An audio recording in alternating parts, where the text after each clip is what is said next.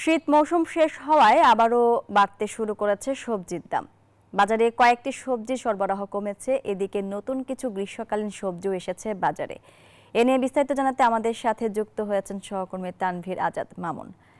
মামুন, সবজির সরবরাহ ও দাম নিয়ে ক্রেতা বিক্রেতারা কি বলছেন?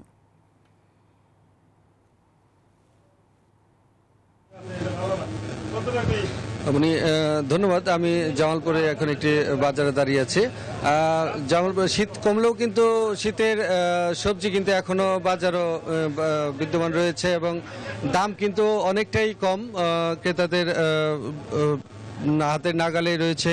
যেমন আমি যদি একজন বিক্রেতার সঙ্গে একটু কথা বলি, তাহলে তার সঙ্গে একটু বলি যে কত কোনটা কত বিক্রি করছেন আপনারা এখন?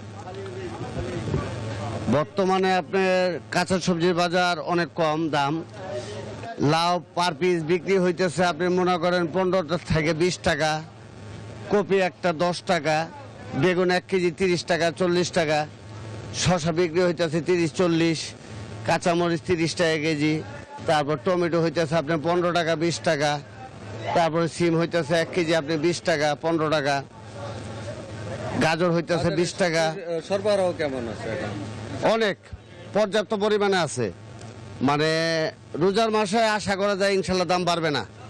আর গ্রীষ্মকালীন কোনো সবজি এখন বাজারে আসতেছে কিনা? বর্তমানে সাজনা নামছে, লতা নামছে, এগুলো মানে ঢেঁড়স নামছে, এই 3টা আইটেম আর কি নতুন নামছে।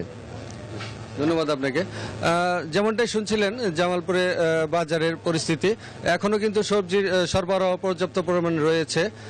সবকিছু মানুষের হাতে দাম খুবই কম, অল্প দামেই সবকিছু পাওয়া যাচ্ছে। মানে এই ছিল জামালপুর থেকে বাজার পরিস্থিতি। মামুন, আপনাকে ধন্যবাদ।